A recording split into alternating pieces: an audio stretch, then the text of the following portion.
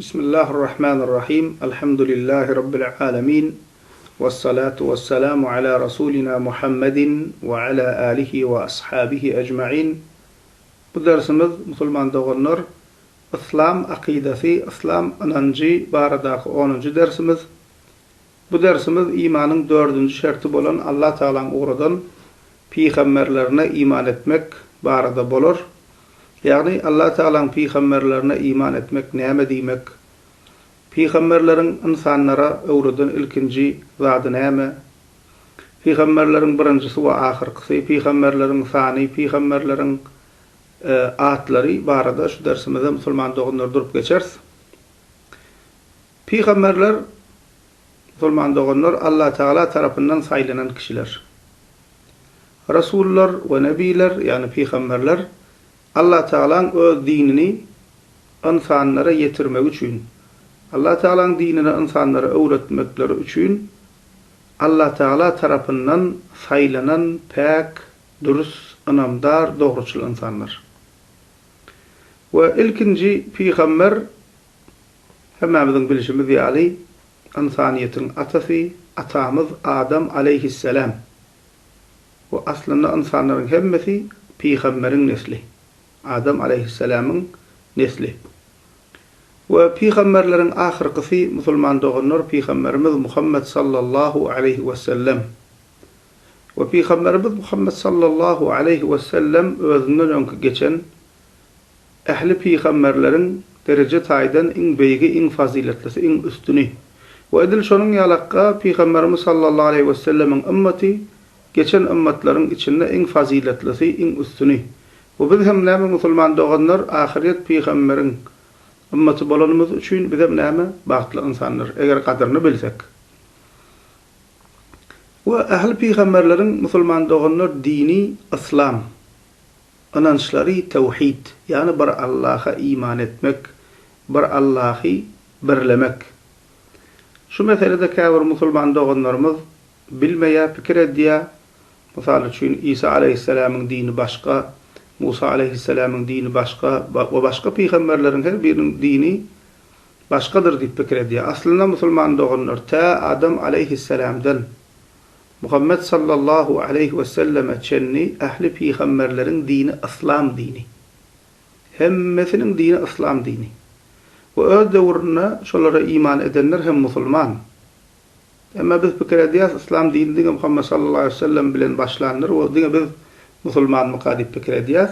Aslında musulman doğanlar ahli peygamberlerin dini İslam ve öz wagtlaryny olara iman eden kişilerin hemmesi musulman ve ahli peygamberlerin inancı bir inanç, tevhid, yani bir Allah'a iman, Allah Teala'ny birlemek bolan inanç, bir ilahly bolmak, bir yaradyjy iman etmek. Yani hemmesinin inancı tevhid bolan musulman doğanlar.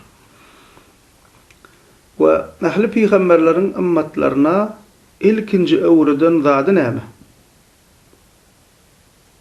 İlki bilen öwredilen zat näme insanlara? Gowy ahlakmy, gowy insan bolmakmy, Allah'a ibadetmy, halal haramlarmy ýa näme?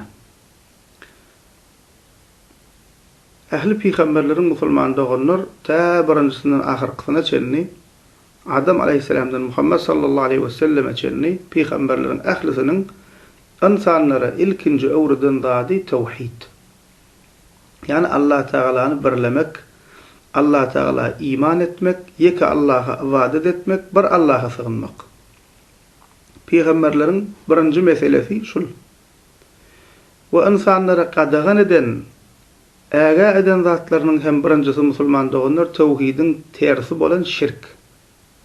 Çünkü tevhid bir Allah'a iman etmek, Allah Teala'ny birlemek, bir Allah'a ibadet etmek, yeketek Allah'a yeketek bir yaradyjyga sığınmak.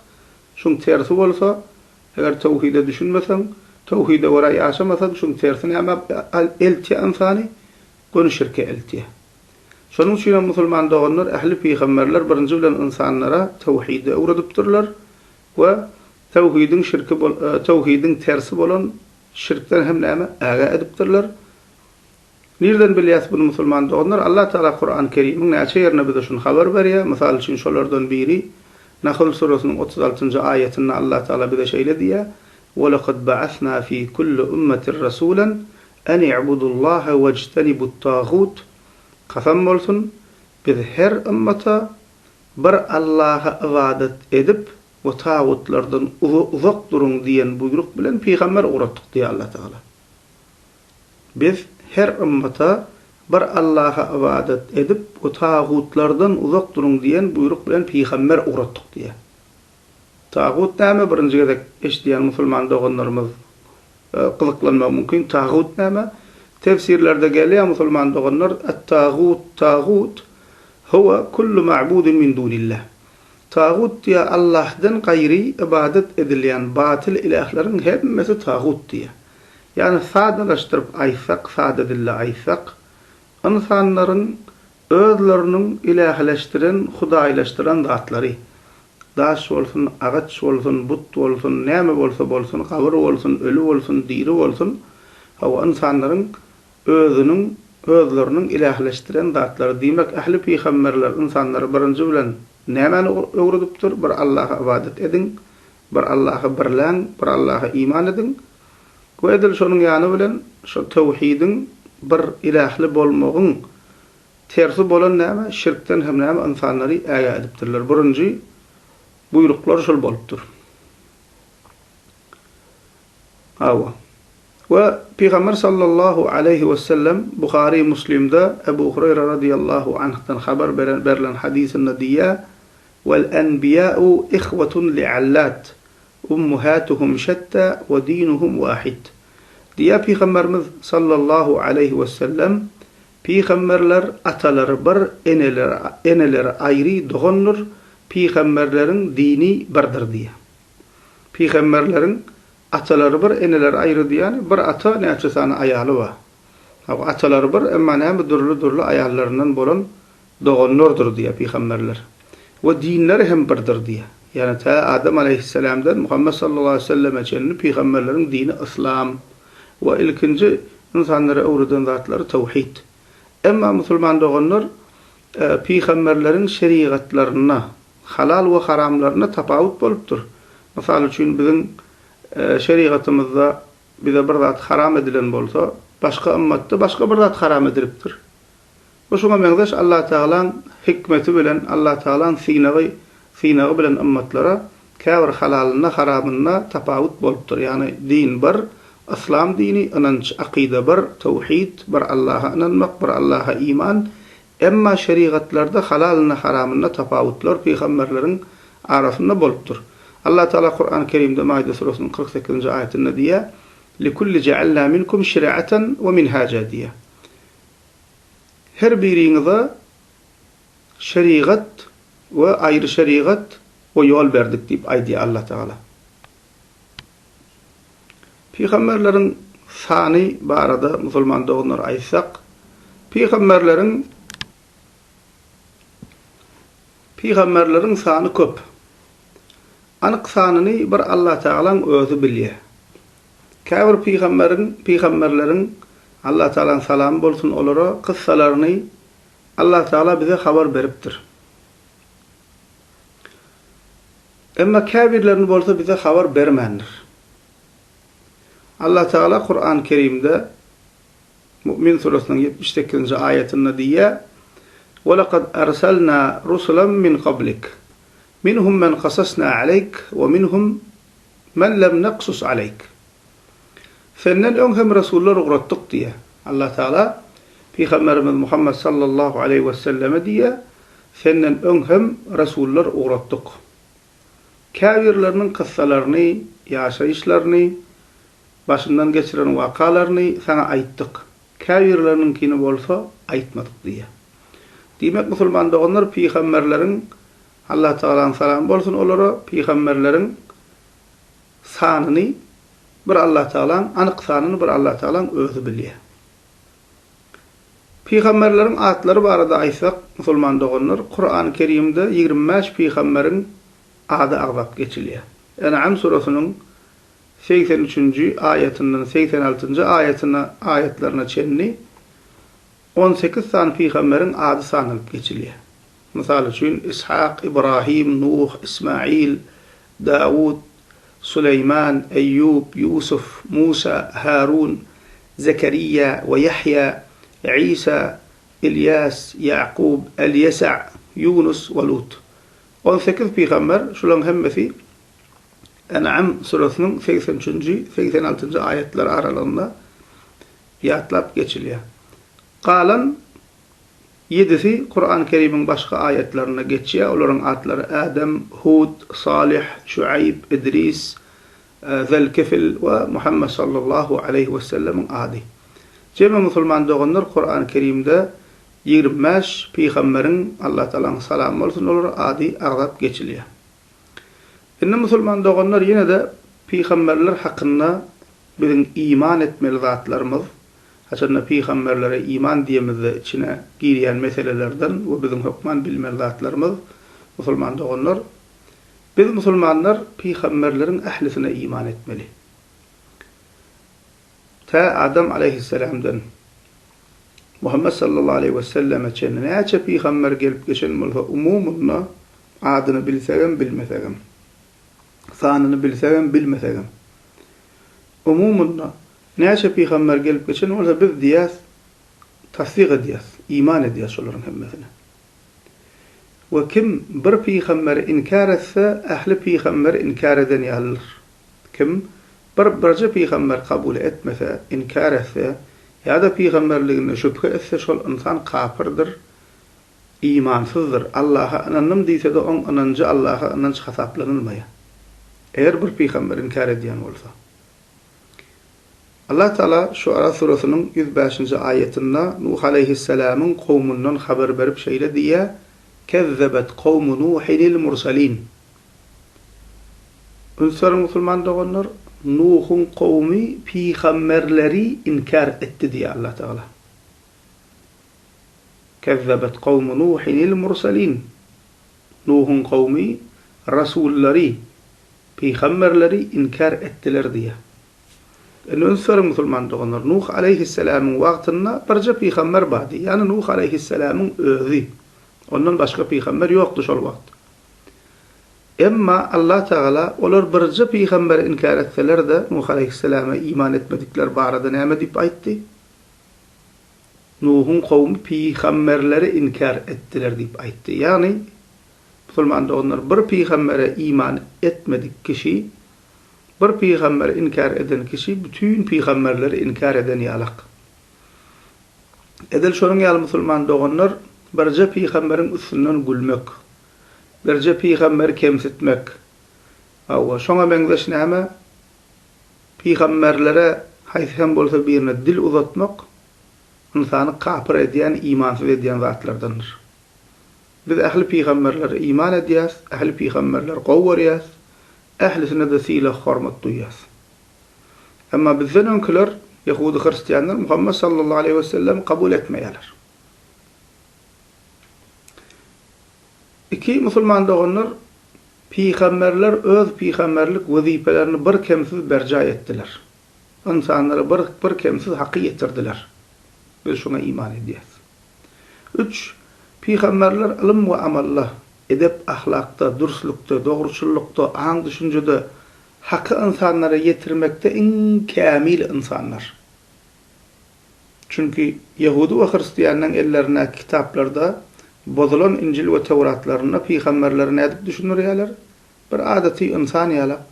Olaram günah edipdir, o araq içipdir, zina edipdir diýip näme şey dip suratlanyrýarlar käbir kıssalaryna. Bulan hemmesi o batyl inançlar, peygamberler kamil insanlar, edep, ahlak, dursluk hemme taraplaýyn en kamil insanlar peygamberler, pak insanlar. 4. Allah Teala peygamberlere durly mucizeler bagşadypdyr. O peygamberlerin Kur'an ve sahih hadislerde haber berilen mucizeler haktır ve bizim Müslümanlar hem näme şoňa iman edýär. 5. Peygamberler Müslüman doğanlar Allah tarapyndan saýlanan insanlar ve adati insanlardan üstün tarapları var, tapawutly tarapları var. Emma şu ýerine ünsürüm, adati insanlardan üstün tapawutly taraplar ba, emma şonuň bilen bir hatarda Müslüman doğanlar peygamberler insanlar, yani peygamberler perişte değil. Peygamberler iýäler, içýäler, ýatýalar, yani öz döwürlerini iýädiler, içýädiler, ýatýadylar. Ýadaýalar, öýlenýäler, hassalanýalar. Ajaly gelenne ölýäler we dünýäden gaýdýalar. Yani peygamberler musulmanlar bir beşer, bir insandır. Şuna düşünmeli, bir gowy düşünmeli. Sebebi näme üçin? Şu mesele gowy düşünmeli. Käbir insanlar şunu düşünmeýänligi üçin Allah Taala'nın wasflaryny peygamberlere ýonkaýarlar. Peygamberleri näme diýerler? İlahleşdirýärler. Yani sade dil aýsak hudaýlaşdyrýarlar. Bu misalyny biz bilýäs musulman doganlar, Hristiýanlar. İsa aleyhisselamy öwýäsmikak diýip, şeytan olary İsa aleyhisselamyň ady bilen azdyrdy. Iň soňunda näme? Kafir bolup gitdiler. Iň soňunda Allah saklasyn näme? Allah diýip goýdular İsa aleyhisselama. Şonuň üçin näme musulman doganlar peygamberleri gowwarmaly. Olaryň derejesi beýik, adaty insanlardan, emma şonuň bir hatarda olar beşer insan. Olara Allah Taala'nın sıfatlaryny ýönkömeli däl musulman doganlar. Ve ahiret peygamberi Muhammed sallallahu aleyhi ve selleme Peygamber Muhammed sallallahu aleyhi ve sellem barada aýratyn hem aýdyp geçmeli we bilmeli zatlaryny we musulman doganlar. Şolaryň birincisi musulman doganlar Peygamberimiz Muhammed sallallahu aleyhi ve selleme iman etmek näme diýmek? Ve Peygamber sallallahu aleyhi ve sellemin öňündäki borçlarymız we şolar näme? Ene biziň köpüýmiz Muhammed sallallahu aleyhi ve sellemi gowwarýas diýäs, halk köpçülük. Hawa biz Muhammed sallallahu aleyhi ve sellem ümmaty diýäs, emma biziň boýnumyza näme düşýär? Peygamber sallallahu aleyhi ve selleme ümmet bolmak üçin näme etmeli? Peygamber sallallahu aleyhi ve sellem oňuna näme borçlarymyz bar? Şonu näme köpüýmiz bilmeýäs musulman doganlar. Birinji musulman doganlar Peygamberimiz Muhammed sallallahu aleyhi ve sellemi hemme kişilerden we hemme zatdan gowwarmaly. Ilki bilene biziň gowwarýanymyz Allah Taala bolmaly. Bizi yaradan, bizi ýokdan, baradan, şu ýagty jahany bizi getiren, rızkımızı beren, onu kısmımızı beren, hem zatımızı bize bahşeden Rabbimiz Allah Taala. İlki bilen biz Allah Taala'ny gowwarmaly. Ondan soň insanlaryň içinde bir musulman kişi, senin en gowwarýan kişiň kim diýilenne, musulman hiç pikirlenmän Muhammed sallallahu aleyhi ve sellem diýmeli. Peygamberimiz Muhammed sallallahu aleyhi ve sellem bize enemizden, atamızdan, çağamızdan, hatta özümizden hem öz canımızdan hem söýgüli bolmaly. Demek näme? Biziň birinji gowwarýan kişimiz Muhammed sallallahu aleyhi ve sellem bolmaly. İkinci musulman doganlar Peygamberimiz sallallahu aleyhi ve sellem hakkında biziň boýnumyza düşýän zatlardan Peygamberimiz Muhammed sallallahu aleyhi ve sellemin buyuran zatlaryna başaranymyzdan amal etmeli we her işimizde onu görelle almaly. Yani Peygamberimiz sallallahu aleyhi ve sellemin bize öwredikden, tawşyrykdan kän tawşyrklary bar. Şolar başaranymyzdan amal etmeli musulman doganlar, şolar ýerde goýmaly däl. Peygamberimiziň sözüni ýöne bir gowra aýdylan söz ýalak edip goýmaly däl musulman doganlar. Köp käbir doganlar we Peygamberimiz şey diýen, aýos Peygamber sallallahu aleyhi ve sellem şey diýipdir, sünnetde bar diýen, aýos sünnete farz däl diýär. Bul bir musulman adama gelişýän zat däl. Muhammed sallallahu aleyhi ve sellem gowwarýan, Muhammed sallallahu aleyhi ve sellem ümmet boldum diýen kişi gelişýän söz däl. Biz elimizden gelenden musulman doganlar Peygamber sallallahu aleyhi ve sellemin bize näme buyuran zatlaryna amal etmeli we her işimizde onu görelle almaly. Peygamber sallallahu aleyhi ve selleme musulman doganlar Peygamberimiz sallallahu aleyhi ve selleme hemişe sila hormatly bolmaly. Gurlamyzda Peygamberimiz hakynda edep bilen, sila bilen, hormat bilen gurlamaly. Käbir gynansaň özüne musulman diýip görünür kişiler bar. Peygamberimiz hakkında gurlanna bir adati adamın gurruna da oturan ýalaga gurlaýar. Bu dogry däl. Peygamberimiz sallallahu aleyhi ve sellem barada gurlamyzda silag bilen, hormat bilen gurlamaly musulman doganlar Peygamberimiz hakkında edepli bolmaly. Ýene-de musulman doganlar Peygamber sallallahu aleyhi ve sellemin sünnetini gowwarmaly, sünnetini eýermeli we insanlary Peygamberimiz sallallahu aleyhi ve sellemin näme sünnetine çağırmaly. Peygamberimiz Muhammed sallallahu aleyhi ve sellem'in ayalları bizim enelerimiz bolýan musulman doganlar. Peygamberimizin ayallarını yani enelerimizi, Peygamberimizin ehli beytini, artık çoğuluklarını, onun neslinden gelenleri ve onun sahabalarını musulman doganlar gowwarmaly. Peygamberimiz söýüşimiz ýaly olar hem näme? Söýmeli, gowwarmaly, sila hormatly bolmaly. Ve Peygamberimiz sallallahu aleyhi ve sellem'in ady tutulanna salavat ve salam aýtmaly musulman doganlar. Käbir doganlar bar, Peygamber sallallahu aleyhi ve sellem'in ady tutulýar, agzyna suwalan ýalak. Bir iki salamlyk sallallahu aleyhi ve sellem diýmeli, şonu diýmeýär. Gaflatdan. Bu bir dogry hereket däl musulman doganlar. Ya bolmasa Hazreti Muhammed diýär sallallahu aleyhi ve sellem, yani idine salavat aýtmaýar. Bu dogry däl musulman doganlar. Peygamberimiz Muhammed sallallahu aleyhi ve sellem'in ady tutulan okman salavat ve salam diň aleyhisselam yeterli. Sallallahu aleyhi ve sellem diýip salavat ve salam ikisini birlikde aýtmaly.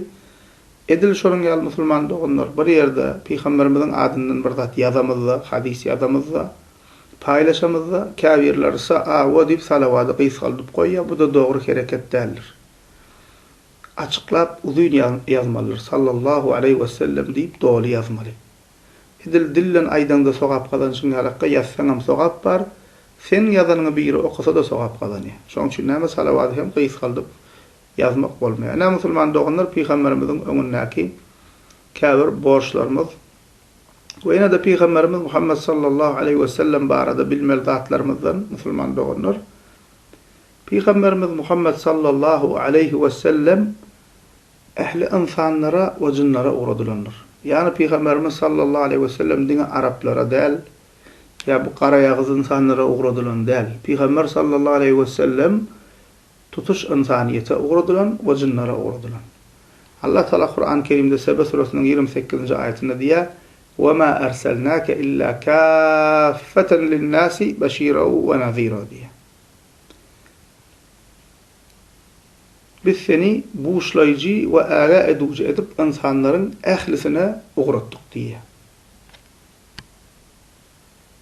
Yine de Allah Teala Araf surasının 158. ayetinde diye: "Kul ya eyyuhan nas inni rasulullahi ileykum cemi'a."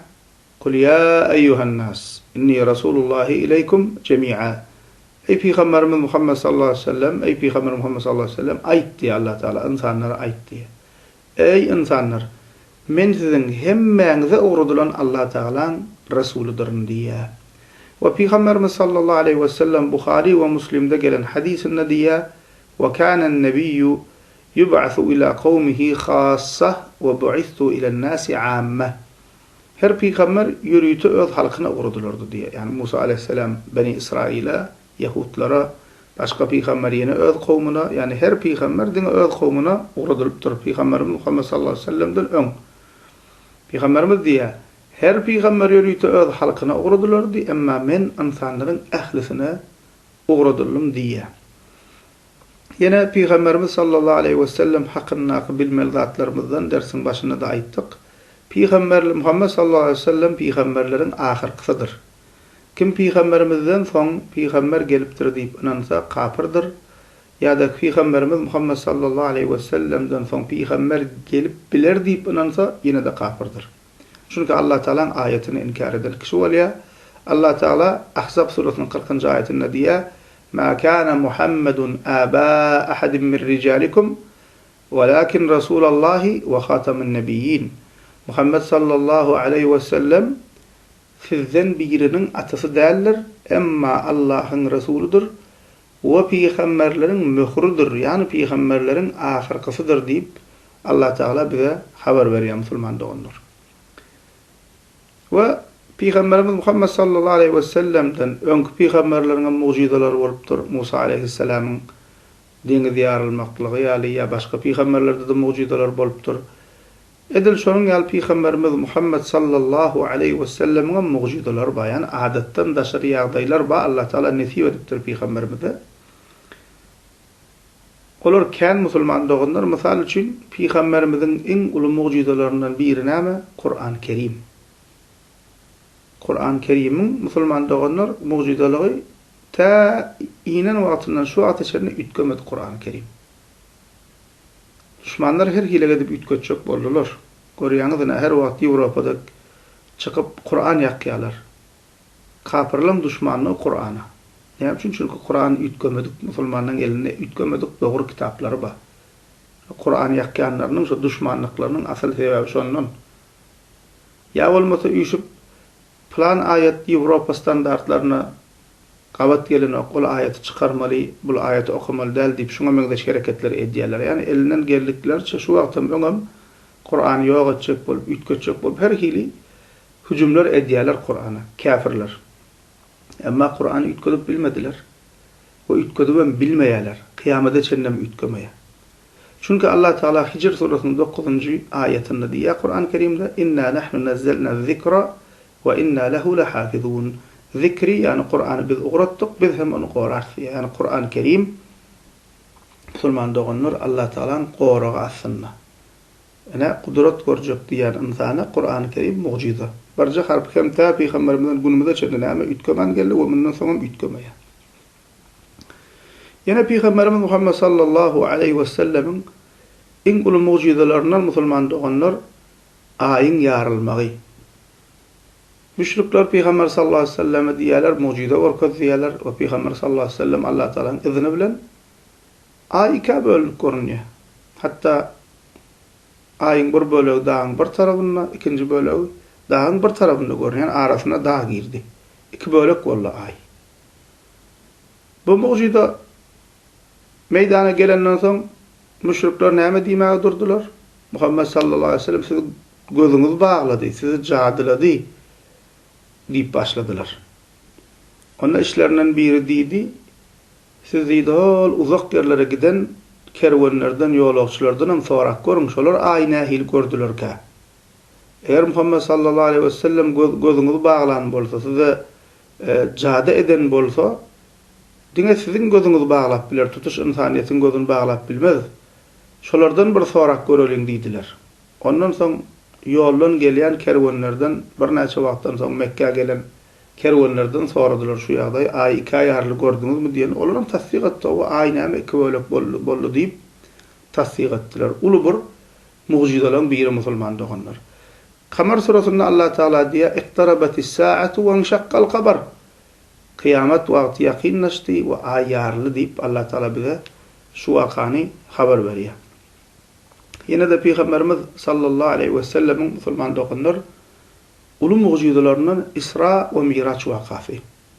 Peygamberimiz sallallahu aleyhi ve sellem giýje oýa wagty öz bedeni bilen Burak diýilen bir ulag bilen Mekke'den Filistin'e, Mescid-i Aqsa, ol yerden hem 7 kat göğün üstüne Allah Teala'nın katına götürüldü. O şul düşünle bolup geçmedi ya, olmasa diňe ruhu bilen bolup geçmedi. Biziň ähli sünnetin akidesi şul oýa wagty bedeni bilen gitdi Peygamber sallallahu aleyhi ve sellem. Geň ýagdaý, insanyň akylynyň kabul etjegi ýagdaý däl. Şeýdip näme peygamberleri gördü, 5 wagt namaz farz boldy, cennet cehennemi gördü. Ulu waka. Allah Teala Isra surasynda näme Isra wakasyny bize habar berýär. Mi'raç ýene mutawatir hadislerde gelýär. Bu Mekke müşrikler haýran galdylar. Muhammed sallallahu aleyhi ve sellem näme bir gijede aw Beytul Maqdis'a Aqsa gitdi, ol yerden 7 göwe götürüldip habar berýär diýip geň gördüler. Näme Peygamber sallallahu aleyhi ve sellemin ulu mucizelerinden biri. Näme musulman doganlar bular kafiri, Peygamberimizin başga da mucizeleri kän. Demek musulman doganlar peygamberlere iman etmek diýmegiň içine girýän zatlar bar. Haçanna şoň mazmununa dogry iman etsen, peygambere imanyň dogry bolýar. Peygamberlere imanymyz dogry bolýar. Emma ýöne dillen peygamberlere iman diýip, oňa düşünmän, oňa ters hereketler etsen, ýa-da peygamberler hakynda ýalňyş zatlara inanyp ýörsen, oň näme peýdasy ýok. Ve hususan Peygamberimiz Muhammed sallallahu aleyhi ve selleme iman ettim diýmek, Peygamberimize ümmet bolmak ýöne bir gowru söz bolmaly däl.